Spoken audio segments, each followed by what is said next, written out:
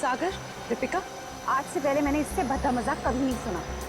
अनीशा, ये मजाक नहीं, सच्चाई। और तुम इसे जितना जल्दी स्वीकार कर लो वही तुम्हारे लिए अच्छा होगा। नहीं, मैं तुम दोनों को ऐसा कदम नहीं उठाने दूंगी। तुम बेवजह परेशान हो रही हो अनीशा।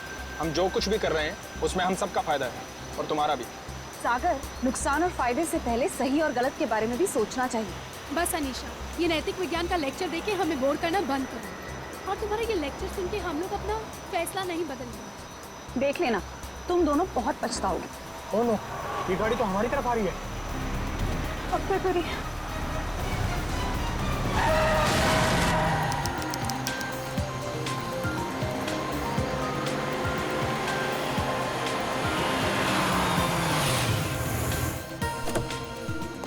Hello sir. हेलो।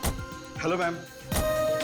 सागर, क्या तुम नील को अकेले ऊपर तक लेके जा पाओगे? पहले भी कई बार लेके गया हूँ। शराब पीने के बाद हमेशा ड्रामे करता है। ठीक है, तो मैं सोने जा रही हूँ, मुझे बहुत जोर की नींद आ रही है। अच्छा सुनो, सुबह जल्दी उठ के शादी में जाना है। Okay, good night. Good night. सुबह जल्दी मिलते हैं। सुनो, जल्दी आना, हमेशा की तरह लेट मत करना। ओके। सर, हम आपकी कुछ मदद करें? एक व्हील चेयर ले आओ। व्हीलचेयर की क्या जरूरत है सर? हम दोनों इन्हें ऊपर ले जाते हैं। आपका कमरा नंबर 303 है ना? जितना बोला उतना करो ना। माफ करें सर, अभी लाए।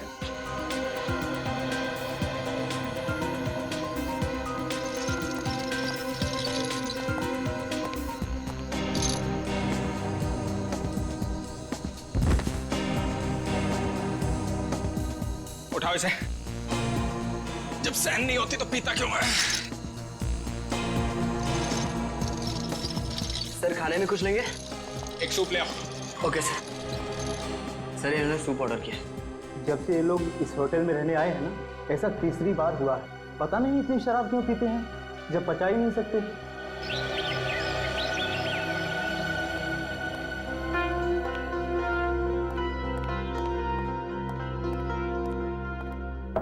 अगर साहब, मीर साहब, सर रूम सर्विस। साहब, क्या हुआ? दरवाजा नहीं खोले? नहीं, देखना दोपहर हो गई है। लगता है इन्हें रूम की सफाई नहीं करवानी है। हो सकता है शायद सो रहे होंगे। सो रहे होंगे अब तक? हाँ, मैंने सुबह फोन भी किया था नाश्ते के ऑर्डर के लिए, लेकिन उन्होंने फोन नहीं उठाया। और आज तो उनको किसी शादी में भी जाना था सुबह। शादी में भी जाना था और अब तक सो भी रहे? मतलब जरूर कुछ गड़बड़। तुम यहीं रुको, मैं मैनेजर साहब को लेके आता हूँ। ठीक है। मैं दीपिका जी को। साहब, साहब, साहब, दरवाजा खोलिए। देखिए मैडम, दोनों में से कोई भी दरवाजा नहीं खोल रहा है। सागर, सागर, दरवाजा खोलो। मीर, दरवाजा खोलो। सागर, अभी चिंता आ रही है, दरवाजा खोलो। मैम, मिस्टर मीर का तो समझ में आ रहा है, लेकिन सागर जी, वो तो कल रात नशे में भी नहीं थे। मैं फोन करती हूँ। फोन भी नहीं उठा रहे। मैम, अगर आप इजाजत है तो मैं मास्टर की से दरवाजा खोल सकता हूँ। हाँ प्लीज।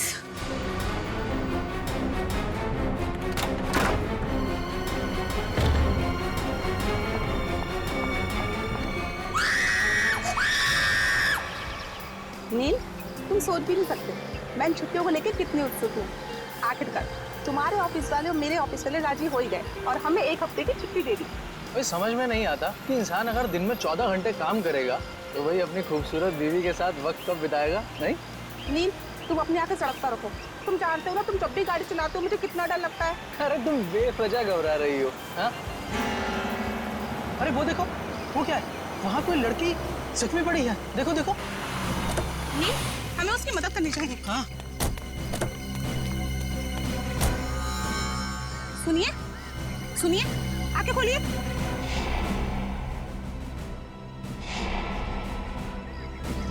आप ठीक तो हैं? मैं पानी लेकर आता हूँ।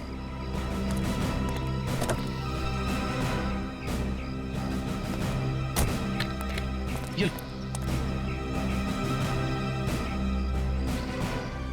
पानी पीजिए। आंखें खोलिए। सुनिए, आप ठीक तो हैं? सीआईडी? नील, हमें इनको अस्पताल लेकर चलना चाहिए। हाँ, और मैं सीआईडी को भी खबर कर देता हूँ। हाँ ठीक है।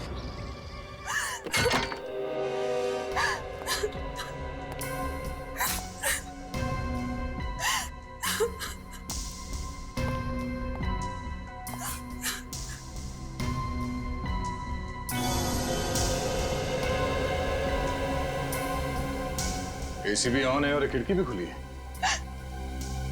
आप लोगों में से किसी ने यहाँ किसी चीज को हाथ तो नहीं लगा है? नहीं सर, मैंने बस नब्ज देखी और आपको फोन करके बुला लिया। मुझे तो यकीन ही नहीं हो रहा है कि सागर और मीर नहीं रहे। कल रात तक तो अच्छे भले थे दोनों।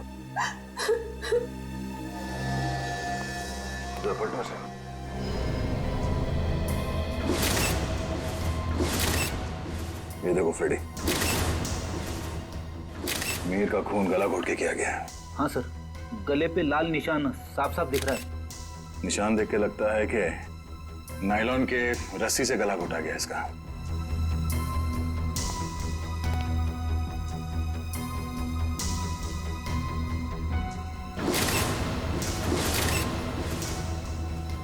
कमाल है, सागर के शरीर पे कहीं भी चोट या जख्म का कोई निशान नहीं है। सर, हो सकता है कि सिर्फ मीर का खून हुआ हो और सागर अपने आप मर गया हो, दिल का दौरा पड़ने की वजह से या फिर और कोई बीमारी की वजह से। नहीं सर, सागर को ऐसी कोई बीमारी नहीं थी। आप चाहे तो मैं आपको उसकी मेडिकल रिपोर्ट दिखा सकती हूँ। मेडिकल रिपोर्ट तो हम देख ही लेंगे। वैसे आप है कौन? मैं दीपिका, सागर और मीर की चचेरी बहन। सर, हम लोग यहाँ शादी में आए थे। और ये शादी कब है? सर, आज सुबह ही थी। कल रात देर से सोने की वजह से सुबह मेरी आंख ही नहीं खुली। और रात को इन दोनों की मौत हो गई। आप लोगों में से आखिरी बार किसने देखा था इन्हें? सर, मैंने देखा था। कल मिस्टर मीर बहुत ज्यादा शराब पी लिए थे और होश में नहीं थे सर। तब मिस्टर सागर इन्हें होटल में लेकर आए थे, तब देखा था सर। क्या मीर अक्सर शराब पीता था? हाँ सर, मीर बहुत ज्यादा शराब पीता था और शराब इससे बर्दाश्त नहीं होती थी। उसके बाद किसी ने देखा इन्हें? हो सकता है कोई कमरे में आया हो रूम सर्विस के लिए या किसी और काम के लिए। हाँ सर, मैं आया था रूम में सूप लेकर। उस वक्त मीर साहब बिस्तर पर लेटे हुए थे और सागर साहब टीवी देख रहे थे। उस वक्त टाइम क्या हुआ था? करीब 12:30 बजे। 12:30 बजे, मतलब उसके बाद इस कमरे का दरवाजा खुला नहीं है। आप लोगों ने आधे घंटे पहले दूसरी चाबी से दरवाजा खोला, राइट? जी सर। इसका मतलब है कोई और आया था यहाँ इस कमरे में, कोई तीसरा आदमी, शायद इस खिड़की से। ये नामुमकिन है सर। हमारे सिक्योरिटी गार्ड हर वक्त नीचे पहरा देते रहते हैं, तो कोई खिड़की से कैसे आ सकता है? कोई गेस्ट आया था इनसे मिलने के लिए यहाँ? नहीं। कोई गेस्ट अंदर नहीं आया, कोई खिड़की से अंदर नहीं आया। इसका मतलब है खून होटल के स्टाफ में से किसी ने किया है, ठीक उसी तरीके से। और शायद वो इस दरवाजे से ही अंदर आया, दूसरे चाबी से ये कमरे का दरवाजा खोला गया। सर, ये आप क्या कह रहे हैं सर? भला हम अपने कस्टमर का खून क्यों करेंगे? शायद लूटने के इरादे से। रेडी पंकज, कमरे की अच्छी तरह से तलाशी लो। सर, रात को 2 बजे तक तो कॉरिडोर में मैं फोन पे बात कर रहा था। मैंने तो किसी को इनके कमरे में आते हुए नहीं देखा। आपका कमरा कौन सा है? सर, वो 304।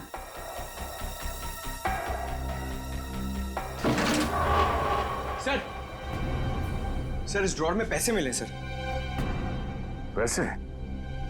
ओह, मतलब ये खून पैसों के लिए नहीं किया गया है। और कमरे की हालत भी एकदम दुरुस्त है, ऐसा लगता नहीं है कि कोई हाथापाई हुई यहाँ पे। हाँ सर, अगर कोई बाहर वाला आदमी होता तो अपनी जान बचाने के लिए इन्होंने हाथापाई तो की होती। इसका मतलब ये है कि जो कोई भी था वो जान पहचान वाला ही था। क्यों दीपिका जी? सर, आप मुझ पे शक कर रहे हैं? नहीं नहीं, मैं तो सिर्फ कह रहा हूँ कि इस कमरे के अंदर क्या हुआ किसी को नहीं मालूम, एक पहेली है। सर, मोबाइल फोन मिला है। सर, ये तो सागर का फोन है। सागर का फोन? और मीर का फोन मिला? नहीं। मीर का फोन? सर, पता नहीं कहाँ है। कोई बात नहीं, हम पता लगा लेंगे। बड़ी पंकज, आसपास दूसरे कमरों की भी तलाशी लो और यहाँ पे जितने उंगलियों के निशान मिलते हैं सब उठा लो। हेलो? हाँ, क्या? कहाँ पे? एक्सक्यूज मी, ये वार्ड नंबर 3 का है। उस तरफ। इस तरफ? आप लोग सीआईडी से हैं? जी हाँ, नील आप ही हैं? जी। आप ही ने हमारे सीनियर इंस्पेक्टर मिस्टर दया को फोन किया था। एक मरीज को हमारी जरूरत है। हाँ सर, वो एक लड़की है, वो मुझे और मेरी पत्नी को मरुआ रोड पे एक खाई के पास घायल अवस्था में मिली थी। घायल अवस्था में? जी हाँ सर, ऐसा लगता है जैसे किसी ने उन्हें जानबूझकर खाई में फेंक दिया था। मुझे देख सकते हैं कहाँ है वो? हाँ, आइए सर। प्लीज। रेखा, ये लोग सीआईडी से हैं। अच्छा ये बताइए कि इनके पास से आप लोगों को कुछ मिला क्या? जी सर इनके पास से हमें ये लाइसेंस मिला है। और सर ये मोबाइल भी मिला है। अनीशा, सर हमने सोचा कि इनके घर वालों को फोन करके खबर कर दें, तो हमने इन्हीं के फोन से कुछ लोगों को फोन किया, लेकिन किसी ने भी फोन नहीं उठाया। किसी ने भी फोन नहीं उठाया? हाँ सर। दीपिका, सागर, मीर। अरे सर, ये तो वही लोग हैं। इन सबको फोन किया था तुमने? जी हाँ सर, इनके फोन लिस्ट में इनकी सबसे ज्यादा बात इन्हीं लोगों से हुई थी, इसलिए। ठीक है, इनकी जान बचाने का बहुत बहुत शुक्रिया। आप लोगों की जरूरत पड़ेगी तो हम आपको इन्फॉर्म करेंगे। फिलहाल आप लोग जा सकते हैं। Thank you. डॉक्टर साहब, अब इनकी तबीयत कैसी है? सर इन्हें मामूली चोटें लगी है, पर सदमे की वजह से ये बेहोश हो गई थी। अब ये ठीक है। इनसे बात तो कर सकते हैं ना? जी सर। अनीशा जी आंखें खोलिए। देखिए ये सीआईडी वाले आपसे कुछ बात करना चाहते हैं। देखिए अनीशा जी, आप घबराइए मत। आप ये बताइए कि आपके साथ क्या हुआ था, और ये दीपिका, मीर और सागर आपके लगते क्या हैं? वो मेरे चचेरे भाई बहन हैं, पर उन्होंने उसके साथ क्या किया? किसके साथ? मीर के साथ। देखिए अनीशा जी, मीर की मौत हो चुकी है और साथ ही साथ सागर की भी। क्या? हे भगवान, मुझे पहले ही लग रहा था जैसे कुछ गलत होने वाला है। अनीशा जी, आप क्या कहना चाहती हैं? प्लीज साफ साफ कहिए। हमारे एक रिश्तेदार की शादी होने वाली थी। कल रात हम चारों उसी के संगीत के फंक्शन से वापस लौट रहे थे, तभी मरुआ रोड पे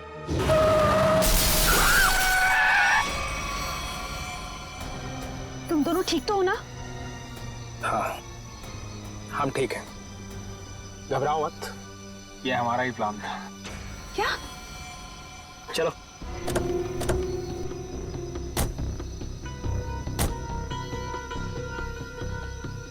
मीर का मोबाइल फोन रास्ते में कहीं फेंक देना, और ध्यान रहे जब तक हमें हमारा पैसा ना मिल जाए मीर बेहोश ही रहना चाहिए। ये लो नया सिम कार्ड। मीर के परिवार वालों से फिरौती की मांग इसी नंबर से करनी है। और हाँ, हमें फोन मत करना, वक्त आने पर हम लोग खुद कांटेक्ट करेंगे। नहीं, मैं तुम दोनों को ऐसा कुछ नहीं करने दूंगी। मीर हमारा चचेरा भाई है। अनीशा, तुम हमारे प्लान में दखलंदाजी मत करो, वरना क्या? मीर को हम बाद में खुद देख लेंगे, पहले तुम इसको ठिकाने लगो। चलो। ये क्या कर रही हो तुम मेरे साथ? दीपिका, तुम मेरे साथ ऐसा कैसे कर सकती हो? दीपिका और सागर पैसों के लिए कुछ भी कर सकते हैं। छोड़ो मुझे। ओह, तो मतलब दीपिका और सागर अपने चचेरे भाई मीर को अगवा करना चाहते थे?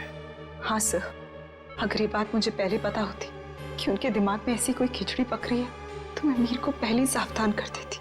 लेकिन मैं भी फंस गई बेवजह उनके प्लान में, और जब मैंने उनका साथ देने से इनकार कर दिया तो उन्होंने मुझे चलती गाड़ी से नीचे खाई में फेंक दिया। क्या जमाना आ गया है? रिश्तेदार एक दूसरे के साथ ऐसी घिनौनी हरकत कर सकते हैं? वो तो अच्छा हुआ, वहाँ एक पेड़ की वजह से मैं खाई में नीचे गिरते गिरते बच गई, वरना मैं भी मीर के साथ मारी जाती। मगर सागर की मौत कैसे हुई? इसी का पता हम भी लगा रहे हैं। सर, लगता है दीपिका इस पूरे जुर्म में मिली हुई है। उसी ने होटल के कमरे में जाके दोनों को मार दिया। वही तो, तभी तो उसने हमें अनीशा जी के बारे में भी नहीं बताया। लेकिन वो मीर को मारेंगे क्यों? वो तो सिर्फ उससे पैसे चाहते थे। तभी तो वहां पे उन्होंने कुछ गुंडों को भी बुलाया था, जिससे कि मीर को पता ना चल पाए कि उसे अगवा किया किसने। हो सकता है सागर और दीपिका के बीच में पैसे के बंटवारे को लेके लड़ाई झगड़ा हो, और इसीलिए वो लोग अपने प्लान में कामयाब नहीं हो सके। हेलो पंकज, हमें शक है कि मीर और सागर के खून में दीपिका का हाथ है। एक काम करो, उसे जल्द से जल्द अरेस्ट कर लो। क्या? दीपिका भाग गई? ठीक है। दीपिका होटल से भाग गई? हाँ फ्रेडी, दीपिका भाग गई। अनीशा जी, इस केस को सॉल्व करने में हमें आपकी मदद चाहिए। जरूर सर, मैं आपकी मदद करने के लिए तैयार हूँ। क्या बात है डॉक्टर साहब, बड़ी मेहनत हो रही है। आपकी डॉक्टर तारिका, वो तो चली गई छुट्टी लेकर के, और दो लाशों का बोझ मेरे कंधों पर। अरे सर, तारिका जी को थोड़ी ना मालूम था कि ऐसा केस आने वाला है, और वैसे भी उन्होंने पहले से आपसे छुट्टी ली थी और सारी टिकट वगैरह पहले से ही बुक हो चुकी थी। हाँ सर, अभिजीत ने खुद लाइन में लगकर टिकट की बुकिंग करवाई थी तारिका जी के लिए। हाँ। है ना? अरे यार, ये राज की बात है, तू सबके सामने हाँ साळुंखे, अब तक तो तूने मेरे होनर ऑफिसर्स को बता ही दिया होगा कि मौत हुई कैसे। बस आपके ये होनहार ऑफिसर, इन्हें किसी और चीज से फुर्सत मिले तो लाश की बात करें ना। देखिए सर, हम लोग यहाँ सिर्फ लाश की बातें ही करने आए हैं। Oh, really? जी बताइए बताइए। बॉस, इस मीर की मौत हुई है गला दबाने की वजह से। किसी ने बहुत ही होशियारी के साथ इसकी जैगुलर वेन को दबा दिया और तोड़ दिया, और ये काम किसी एक्सपर्ट का है। वो अच्छी तरह से जानता है कि गले के कौन से हिस्से को दबाने से जल्दी से मौत हो जाएगी। मीर ने शराब भी पी रखी थी ना। शराब भी पी रखी थी, और मीर के खून में मुझे एक ड्रग मिली, डोडीन नाम की ड्रग, जो इंसान को बहुत गहरी नींद में सुला देती है। जब इस मीर का खून हो रहा होगा ना, इसे पता भी नहीं चला होगा। ये मीर होटल जाने से पहले संगीत के फंक्शन में गया था, शायद वहीं किसी ने इसे ये ड्रग दी होगी। अरे मीर की मौत हुई कब? मीर की मौत हुई है लगभग 16 घंटे पहले। 16 घंटे पहले? मतलब जब सागर मीर को व्हील चेयर के ऊपर बिठाकर होटल के अंदर ले जा रहा था, तब तक ये मीर मर चुका था? बिल्कुल दया। इनफैक्ट सागर मीर को नहीं, मीर की लाश को कमरे में ले जा रहा था। तो फिर सागर की मौत कब हुई? सागर की मौत हुई है मीर की मौत के ठीक 12 घंटे के बाद, और सागर की बॉडी पर कहीं किसी किस्म की चोट के निशान नहीं। तो फिर इसकी मौत हुई कैसे साळुंखे? इसकी मौत हुई है सफोकेशन की वजह से। किसी वजह से इसका दम घुट गया, ऑक्सीजन ने इसके फेफड़ों में जाना बंद कर दिया, और इसी वजह से सागर की मौत हो गई। पर सर, सागर का दम घुटा कैसे? ये पता लगाना भी बाकी है, लेकिन हाँ, फिलहाल मैं आप लोगों को एक बहुत अहम सुराग दे सकता हूँ। क्या क्या सुराग? एक मिनट।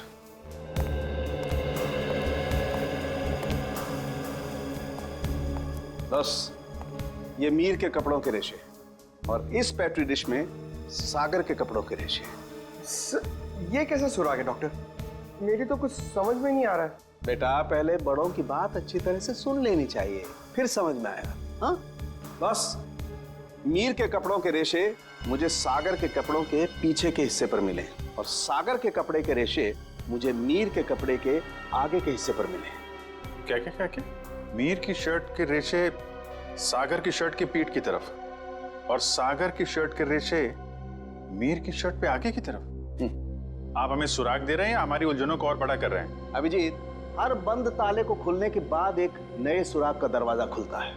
फिलहाल इस ताले की चाबी ढूंढनी है। ये पता लगाना है कि इन दोनों के कपड़ों के रेशे एक दूसरे के कपड़ों पर आए तो आए कैसे। पता लगा लेंगे साळुंखे। जब तूने इतना सब पता लगा लिया है तो फिर इसके आगे का हम पता लगा ही लेंगे। सर, उस दीपिका का कुछ पता नहीं चल रहा है सर। वो ना तो अपने घर गई, ना कोई सहेली के पास, और तो और सर उसने अपना फोन होटल के बाहर ही कहीं फेंक दिया ताकि हम लोग उसका पीछा ना कर सके। इसका एक ही मतलब हो सकता है कि दीपिका का कोई ना कोई संबंध जरूर है मीर के खून के साथ, इसीलिए तो वो गायब हो गई। सर, अगर ऐसी बात है तो दीपिका को पहले ही गायब हो जाना चाहिए था। वो हमसे मिली क्यों? शायद उसे ये पता नहीं था कि सागर की भी मौत हो जाएगी, और जैसे सागर की मौत होगी सारी बाजी पलट गई। और फिर अनीशा ने भी तो ये कहा था ना। हाँ सर, अनीशा को भी मालूम नहीं है दीपिका कहाँ जा सकती है, और मीर को संगीत समारोह में ड्रग किसने दिया ये भी वो नहीं जानती। सो लगता है सागर और दीपिका के मिली भगत में ये बेचारी अनीशा बेवजह फंस गई है। सर, हाँ सर, सागर के फोन रिकॉर्ड्स मिल गए, लेकिन रिकॉर्ड्स में एक बहुत अजीब बात है। क्या? सर, यही कि कल रात से लेकर आज सुबह 6 बजे तक सागर को मीर के नंबर से कॉल्स आए हैं। मीर? ये कैसे हो सकता है सर? मीर तो मर चुका है, फिर उसका नंबर कौन यूज कर रहा है? सीधी बात है, अगर मीर मर चुका है तो फिर उसका फोन कौन इस्तेमाल कर सकता है? वो खूनी इस्तेमाल कर सकता है ना सागर को फोन करने के लिए। तभी मीर का फोन मिला नहीं हमें होटल के कमरे में से। शायद ये फोन दीपिका के पास ही है सर। ये देखो, सागर की मौत के कुछ ही मिनट पहले उसे एक अनजान नंबर से फोन आया था। अनजान नंबर से। अनजान नंबर? सर, फिर तो सागर की मौत का और इस अनजान नंबर वाले का कुछ ना कुछ संबंध तो है। पता लगाना पड़ेगा इन दोनों फोन्स के बारे में, मीर का फोन नंबर और फिर इस अनजान नंबर के बारे में।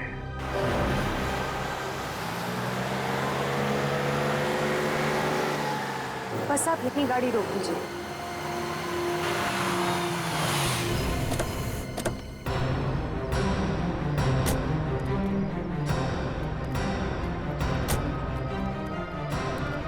हाँ निशा, क्या ये वही जगह है?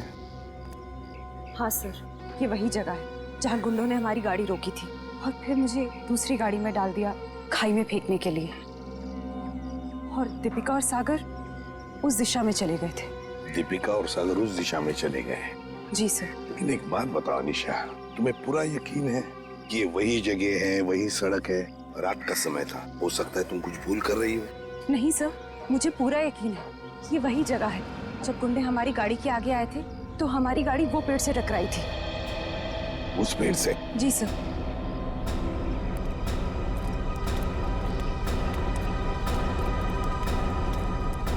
सर, यहाँ पे गाड़ी के टायर के निशान भी हैं। हाँ, जैसे ब्रेक लगा है। और सर, हाँ, यहाँ पे दूसरी गाड़ी भी थी, उसके टायर के भी निशान है यहाँ पे। हाँ, है तो सही, दूसरी गाड़ी के ही निशान है।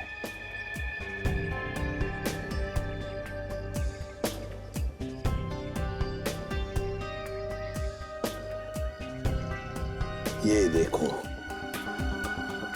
कांच के टुकड़े, कांच के टुकड़े। सर शायद मीर और दीपिका की गाड़ी के होंगे। हाँ, हो सकता है। लेकिन सर, उनकी गाड़ी जब होटल में आई थी तो सही सलामत थी। वही तो फ्रेडी, वही तो। जब उनकी गाड़ी होटल में आई थी तो बिल्कुल सही सलामत थी। जरूर गाड़ी की मरम्मत की गई होगी, क्योंकि जब हमने गाड़ी होटल पर देखी तो बिल्कुल वैसे के वैसे थी जैसे कुछ भी नहीं हुआ था उस गाड़ी को। ये कुछ और ही चक्कर है।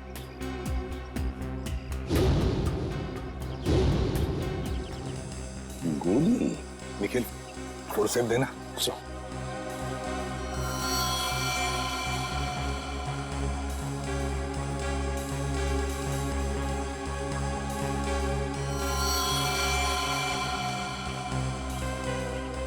गोली चली है यहाँ पर। अनीशा, जब गुंडों के साथ मुठभेड़ हुई तब क्या किसी ने गोली चलाई थी या गोली चली थी? नहीं सर, मेरे सामने तो नहीं चलाई, पर हो सकता है मेरे जाने के बाद चली हो। तुम्हारे जाने के बाद? अनीशा के जाने के बाद गोली चली थी?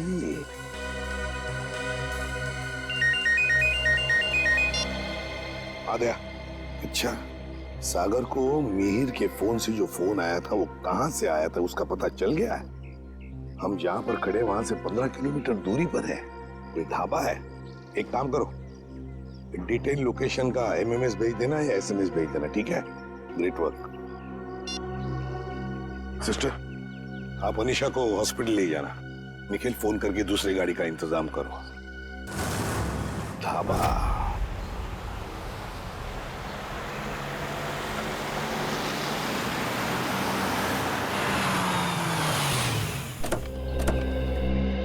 ये है वो प्रकाश ढाबा, यहाँ से किया गया था सागर को फोन। आइए आइए साहब, क्या खिलाऊं आपको? दाल मखनी, कढ़ाई पनीर या फिर सरसों का साग? बस कर यार, और नाम मत लेना वरना मेरे चूहों में पेट दौड़ने लगेंगे।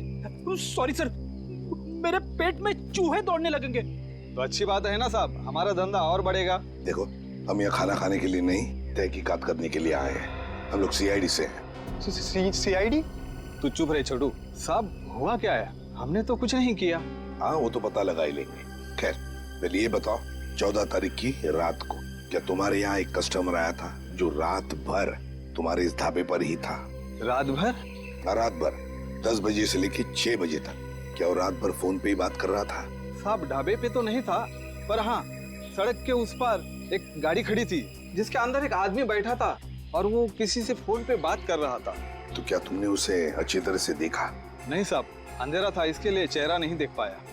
अच्छा, क्या वो अकेली गाड़ी में था या उसके साथ कोई और भी था? उसके साथ ड्राइवर था साहब, वो 2-3 दफा चाय लेने आया, खुद के लिए और वो दूसरे आदमी के लिए भी। और हाँ साहब, उसने कैंची भी तो मांगी थी। हाँ। कैंची मांगी थी? वो किस लिए? क्या मालूम साहब, बड़ा ही अजीब था वो ड्राइवर। गाड़ी से उतरा, मिट्टी और पत्थर जमा करके फिर से गाड़ी में बैठ गया। क्या जमाना आ गया है सर, आजकल लोग सड़क पर से पत्थर और मिट्टी भी चुराने लगे। किसी और काम के लिए फ्रेडी, पत्थर और मिट्टी किसी और काम के लिए। क्या वो ड्राइवर भी फोन पे बात कर रहा था? नहीं साहब, जो पीछे बैठा था वही आदमी बात कर रहा था। ड्राइवर को तो तुमने अच्छी तरह से देखा है ना? हाँ। तो हमारे लिए उसका एक स्केच बनवाओ, ठीक है? हाँ।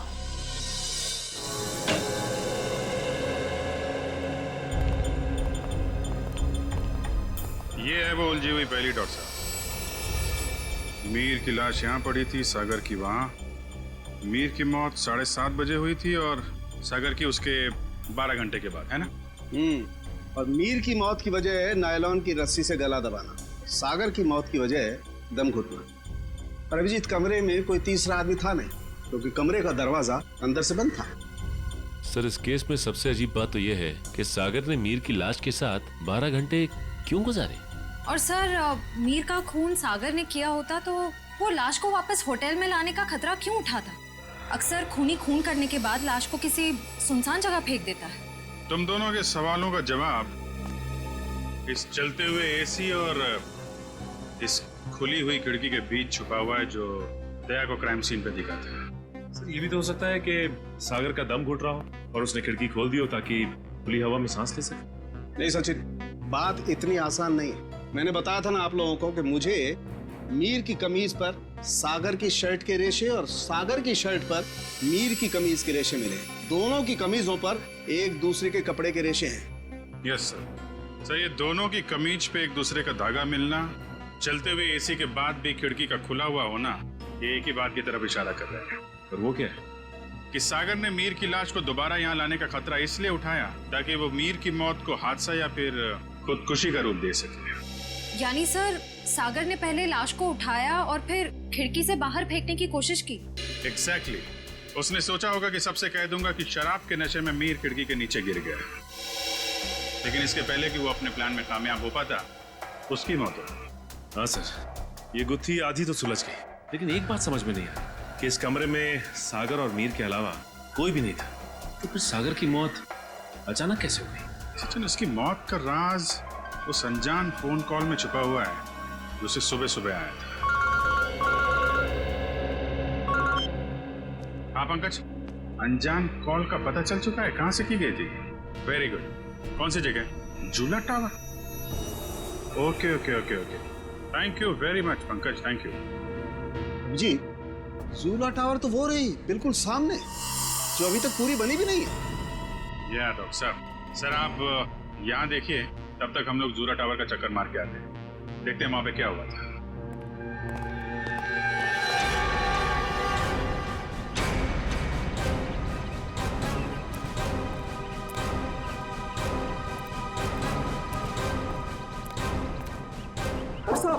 कौन है आप लोग? कहाँ जा रहे हैं? रेडी से हम लोग, हमारी ससुराल वाले। सीआईडी? कुछ हुआ है क्या साहब? क्या बात है साहब? साहब कुछ तो बताइए। चुपचाप आओ, पीछे पीछे हमारे, समझे?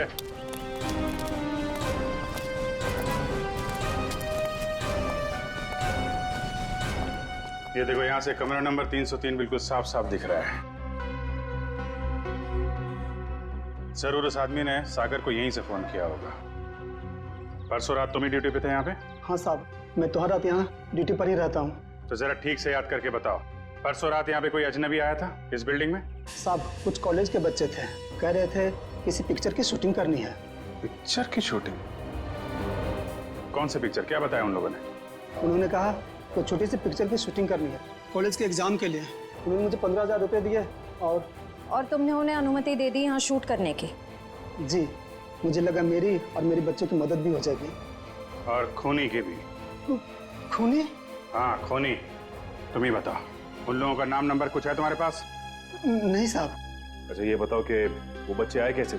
साहब वो लोग नीले रंग की गाड़ी में आए थे। नीली गाड़ी? गाड़ी का नंबर क्या? गाड़ी का नंबर याद नहीं, बहुत अंधेरा था। अच्छी चौकीदारी कर रहे हो, उनका नाम पता तक नहीं लिया तुमने, सिर्फ गाड़ी का रंग याद है बस। गलती हो गई साहब।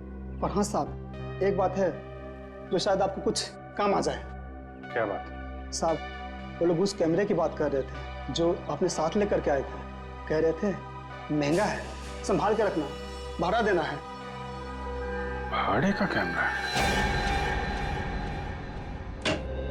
सर श्रेया और पंकज लगे हुए हैं कि स्टूडेंट्स ने फिल्म का कैमरा कहां से किराए पे लिया था। गुड। और दया, ड्राइवर का स्केच बन गया? हाँ सर, वो स्केच हमने सभी एम्प्लॉयमेंट एजेंसी में भेज दी है। बहुत जल्द उसकी पहचान हमारे सामने होगी। तू यहाँ? हाँ यार, लैब में बैठा बैठा बोर हो रहा था। मैंने सोचा आप लोगों के साथ ब्यूरो में चल के चाय पी लेता हूँ। अरे चाय तो हम आपको जरूर पिलाएंगे डॉक्टर साहब, लेकिन ऐसा कौन सा सबूत हाथ लग गया है जो आप भागे भागे यहाँ चले आए? सुराग हाथ में तो नहीं लगा है अभिजीत, लेकिन लगने वाला है। ये देखो, ये चार्ट देख रहे हो? ये तो कोई कैलकुलेशन चार्ट लगता है। किस चीज का चार्ट है ये? बॉस, ये मीर और सागर की मौत का कैलकुलेशन चार्ट है। अगर मेरी कैलकुलेशन सही निकल गई ना, तो इस सागर के दम घुटने का राज यूं पता चल जाएगा, यूं। सर आइए। सर ये मिस्टर सोहन है। उन कॉलेज स्टूडेंट्स को कैमरा किराए पे इन्होंने ही दिया था। कौन से कॉलेज के स्टूडेंट्स थे वो? Sir QR institute of medical science and research centre. ये मेडिकल कॉलेज के बच्चों को फिल्म मेकिंग में कहां से इंटरेस्ट होने लगा? कितने लोग आए थे? सर 4 स्टूडेंट्स थे। 4 लोग? तो उनमें से किसी ने तो अपना नाम बताया होगा। हाँ सर, एक लड़के ने अपना नाम और नंबर दिया था। क्या नाम है उसका? सुनील। सर नंबर बंद आ रहा है उसका, रास्ते भर ट्राई कर रहा था मैं। जरूर इस मेडिकल स्टूडेंट में से कोई है जो इन दोनों पर नजर रख रहा था, मीर और सागर पर। हाँ सर, और सुबह जिस प्राइवेट नंबर से सागर को फोन आया था वो भी इनमें से किसी ने किया होगा। बस इस मेडिकल कॉलेज में जाकर इन स्टूडेंट्स से मिलो, जरूर कोई ना कोई सुराग तो मिलेगा ही मिलेगा। हेलो, ड्राइवर का पता चल गया? कहाँ रहता है वो?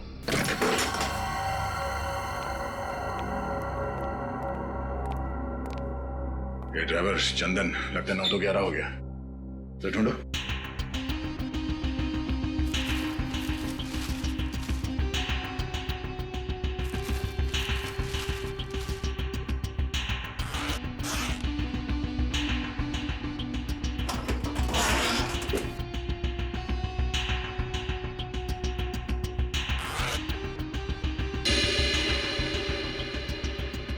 पंकज, पैसों का बैग तो यहीं पे है। पैसों का बैग, इसका मतलब वो शहर छोड़ के भागा नहीं है। पैसे लेने जरूर वापस आएगा। अरे भाई साहब, जी साहब इधर आना। जी साहब, अरे ये चंदन कहाँ गया, कुछ पता है क्या? गाड़ी तो यही है, यही कहीं होगा। ठीक है, आप जाइए। कहीं ये वही गाड़ी तो नहीं जिसे ढाबे वाले ने देखा था? चलो देखते हैं।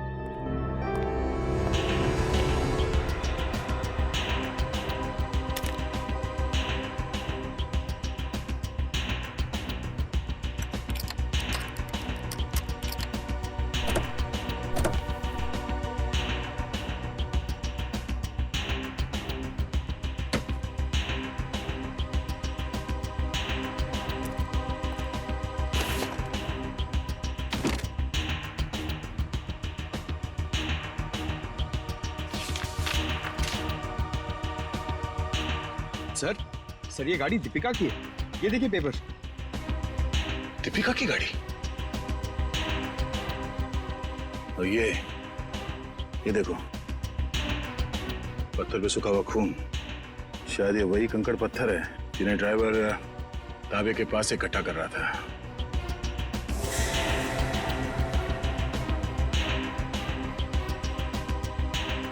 और ये कैंची भी किस चीज के लिए इस्तेमाल किया होगा उसने? सर मुझे तो कुछ समझ में ही नहीं आ रहा है। गाड़ी का ड्राइवर भी गायब है, ये पत्थर, कैंची, इन सब चीजों का क्या संबंध है सर? पंकज, वो भी पता चल जाएगा कि जो कोई भी इस गाड़ी के पिछले सीट में बैठा था वही पूरी रात मीर के फोन के जरिए सागर से बात कर रहा था। और अब ये सूखा हुआ खून बहुत जल्द हमें उसकी असली पहचान बता देगा। करण, तू 2 दिन से क्लास क्यों नहीं आ रहा? प्रोफेसर अमन बहुत नाराज हो रहे थे। क्या करूं यार, बुखार उतर ही नहीं रहा। लगता है मुझे फ्लू हो गया। बुखार? इसका माथा तो बिल्कुल ठंडा है। सर, तुम चारों ने अपने आप को बहुत बड़ी मुसीबत में डाल लिया है। कैसी मुसीबत सर? इसका जवाब मैं नहीं, सीआईडी देगी। सीआईडी? बिरजू, आप सब लोग यहाँ? बहुत बड़ी भूल हुई जो तुम लोग को वहाँ शूटिंग करने दी। सीआईडी के चक्कर में फंस गया मैं। लेकिन सीआईडी क्यों? शूटिंग करना कोई गैर कानूनी काम थोड़ी है। शूटिंग करना गैर कानूनी नहीं है, लेकिन खूनी की मदद करना गैर कानूनी है, और इसके लिए तुम सबको जेल हो सकती है, समझे? सर खून? हमने किसी खूनी की मदद नहीं की सर। जिस वक्त तुम लोग बिल्डिंग में शूटिंग कर रहे थे, उसी वक्त बिल्डिंग के सामने वाले होटल रॉयल मून में एक जुर्म को अंजाम दिया जा रहा था, और इस काम में तुम में से किसी ने खूनी की मदद की है। नहीं सर, हम ऐसा क्यों करेंगे? हम स्टूडेंट्स हैं, हम डॉक्टरी की पढ़ाई कर रहे हैं, और ऐसा कुछ करके हम हमारा भविष्य अंधकार में क्यों डालेंगे? इसका पता तो अभी चल जाएगा। अच्छा ये बताओ कि जिस वक्त शूटिंग चल रही थी, तुम में से कोई कुछ वक्त के लिए बाहर गया था क्या? हाँ सर, करण गया था ऊपर वाले फ्लोर पे अपने डायलॉग्स याद करने के लिए। यार अंकित, मुझे क्यों फंसा रहा है? यार मैं तुझे फंसा नहीं रहा हूँ, सिर्फ सच बता रहा हूँ। तो अपना हैंडीकैम भी लेकर गया था अपना परफॉर्मेंस रिकॉर्ड करने के लिए। हाँ सर, हैंडीकैम लेकर गया था, लेकिन जब वो वापस आया उसमें कोई वीडियो नहीं था। यार वो गलती से डिलीट हो गया था। देखो करण, झूठ मत बोलो, क्योंकि एक झूठ को छुपाने के लिए तुम 100 झूठ बोलोगे, लेकिन ये तुम सीआईडी के सामने नहीं कर सकते, समझे? इसलिए तुम्हारी भलाई इसी में है कि सब कुछ सच सच बताओ। बोलो। ये ठीक कह रहे हैं, जो कुछ भी हुआ है करण सच सच बता दो। सर मुझे डर था कि मेरी अटेंडेंस कम होने की वजह से मैं एग्जाम में फेल हो जाऊंगा। तभी अचानक मुझे किसी ने एक दिन चिट्ठी भेजी, और साथ में एक सिम कार्ड भी। उस चिट्ठी में लिखा था कि उस होटल के कमरे में जो भी कुछ हो रहा है उसकी लाइव फीड रिकॉर्ड करके मैं उसे दूं, और साथ में उसे फोन भी करूं, तो वो मुझे फेल होने से बचा लेगा। तो सर मैंने वैसा ही किया। मतलब अगर तुम उस जुर्म का आंखों देखा हाल भेजते और उस आदमी को यानी कि सागर को फोन करते, तो तुम परीक्षा में पास हो जाते। जी सर। तुम्हारे साथ बहुत गलत हुआ है, किसी ने तुम्हारे साथ गंदा मजाक किया है और तुम उसके बहकावे में आ गए। वो खत जिसने लिखा था वो तो बच नहीं पाएगा। वैसे इस लेटर में और क्या लिखा था? उस चिट्ठी में लिखा था कि जैसे ही सागर उस आदमी को खिड़की तक लाए तो मैं सागर को फोन करूं, और 5 बार घंटी बजते ही मैं वहां से चला जाऊं। तुम ऐसा कैसे कर सकते हो करण? पास होने के लिए तुम किसी की खून करने में मदद करो? शर्मनाक है ये, शर्मनाक। यार मैं इस बात के लिए पहले से ही शर्मिंदा हूँ। तुम्हें इस बात की शर्मिंदगी होनी भी चाहिए, समझे? अच्छा फिर फोन करने के बाद क्या हुआ?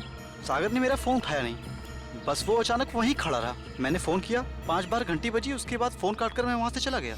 ठीक है, देखो ये सारी बात हम लोगों के बीच में ही रहे, क्योंकि मैं नहीं चाहता कि अगर खूनी हमारे आसपास है तो उसे इस बात की भनक भी लगे। मैं समझ सकता हूँ सर। और करण तुम्हें हमारे साथ चलना होगा होटल रॉयल मून में, जहाँ क्राइम हुआ है। करण अब बताओ, सागर और मीर एग्जैक्टली कहाँ पे खड़े हुए थे? यहाँ पर सर, मीर सागर के कंधों पर झूल रहा था। और तुमने सुबह 6 बजे के करीब उनको फोन किया? जी सर। करण ये समझो कि तुम सागर हो और इंस्पेक्टर सचिन मीर है। ठीक से याद करके बताओ कि सागर ने मीर को कैसे उठा रखा? आप अपनी बाजू यहाँ पर रखिए। इसे? यस सर, और अपनी मुट्ठी बंद कर लीजिए। लो, बंद किया? जी। ओह, तो इसका मतलब मीर के हाथ सागर के कंधों पे नहीं बल्कि गर्दन के पास थे। जी सर। इस तरह से? जी। और फिर तुम्हारे फोन करने के बाद क्या हुआ? मुझे कहा गया था कि फोन का रिंग 5 बार बजने के बाद तुम वहाँ से चले जाना। फोन तो बजा पर फोन सागर ने उठाया नहीं। उठाता कैसे भैया? उस वक्त तो मीर सागर का खून कर रहा था। मीर सागर का खून कर रहा था? सर ये कैसे मुमकिन है? मीर तो खुद एक लाश था। तो तुमसे किसने कहा श्रेया की लाश खून नहीं कर सकती?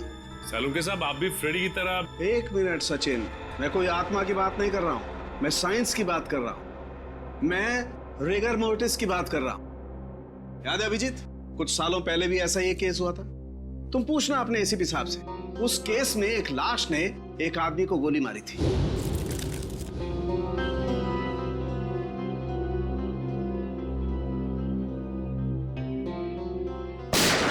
मैं भी यही सोचा था डॉक्टर साहब। अब इसे संयोग कहिए या बुरे काम का बुरा नतीजा, जिस वक्त सागर मीर की लाश को नीचे फेंकने वाला था, रिगर मोर्टिस सेट हो रहा था। उसने सागर के गर्दन को जकड़ा और दम घुटने की वजह से सागर की मौत हो गई। एग्जैक्टली हुआ कुछ ऐसा होगा, सागर कमरे में आया और किसी के फोन का इंतजार करने लगा, जो उसे बताने वाला था कि उसे एग्जैक्टली करना क्या है।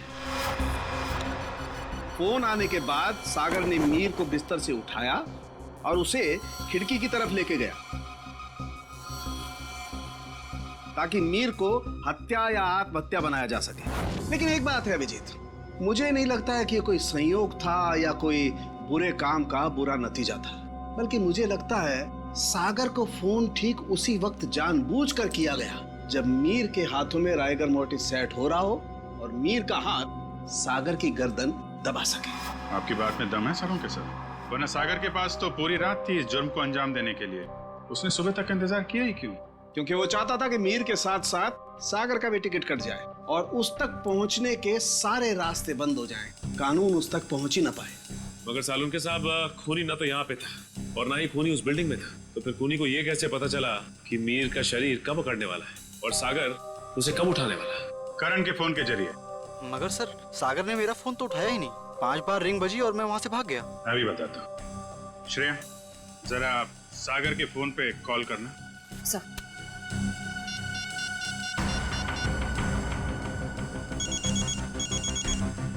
ठीक है।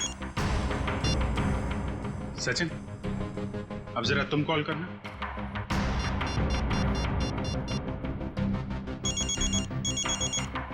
ठीक है। करण, अब तुम अपने फोन से सागर को कॉल करो।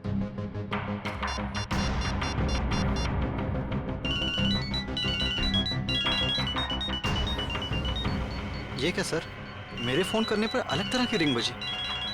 जी हाँ, बिल्कुल अलग तरीके की रिंग। एक ऐसी रिंग जिसने सागर को सम्मोहित कर दिया, हिप्नोटाइज। तभी तो वो तुम्हारा फोन नहीं उठा पाया। सर, इतनी बड़ी साजिश? बिल्कुल श्रेया, ये मुजरिम कोई साधारण आदमी नहीं है। ये कोई एक्सपर्ट है, एक्सपर्ट जिसे रिगर मोर्टिस की बहुत अच्छी जानकारी है और लोगों को सम्मोहित करने की भी। ये कहीं करण के कॉलेज का कोई प्रोफेसर तो नहीं, कोई एक्सपर्ट? आज सारे स्टूडेंट्स सही समय पर आ गए। Very good. सर, क्या आप आज हमें पूरी प्रक्रिया दिखाने वाले हैं? जी, भविष्य में जो भी फॉरेंसिक डॉक्टर बनना चाहते हैं उनके लिए आज की क्लास बहुत ही महत्वपूर्ण है। लगता है मैडम आ गई। ऑफिसर्स, आप लोग यहाँ? जी हाँ, हमने सोचा कि क्यों ना हम लोग भी फॉरेंसिक साइंस की ABCD सीख लें। हाँ, शायद किसी को इम्प्रेस करने के काम आ जाए। हैं? क्यों अभी जी? वैसे प्रोफेसर रमन, आज बच्चों को क्या पढ़ाया जा रहा है? सर, आज रिगर मोर्टिस की क्लास है। ओह, रिगर मोर्टिस। जी सर। यानी लाश की अकड़न के विभिन्न स्तर विद्यार्थियों को सिखाए जाएंगे, हैं? जी सर, इसलिए हमने खास तौर पर इस विषय के विशेषज्ञ को बुलाया है। अच्छा, कौन है ये विशेषज्ञ, ये एक्सपर्ट? जरा हमारी भी मुलाकात करवा दीजिए इनसे।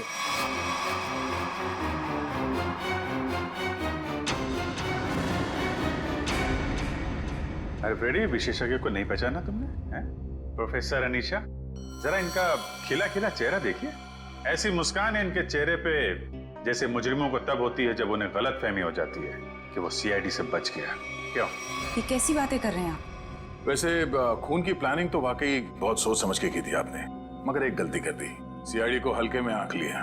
क्या बकवास कर रहे हैं आप लोग? मैंने कोई खून नहीं किया है, मैं तो खुद घायल हूँ। उन्होंने मुझे खाई में फेंक दिया था। क्या भूल गए हैं आप लोग? हम कुछ नहीं भूले, शायद आपकी याददाश्त कमजोर है। क्या मतलब? मतलब यह कि आपको खाई में फेंका नहीं गया था, आप खुद उतरी थी वहां पे। आपके शरीर पे ये जो जख्म है, चोट के निशान है, ये खुद आपने बनाए हैं। क्या सबूत है ये निशान मैंने बनाए हैं? वैसे हम जानते हैं कि फॉरेंसिक डॉक्टर होने का फायदा उठाकर आपने इस केस में ज्यादा सुराग नहीं छोड़े, पर उस कार को साफ करना भूल गई हैं। पत्थर पे जो खून मिला है और कैंची पे जो उंगलियों के निशान है, वो आपके हैं अनीशा जी।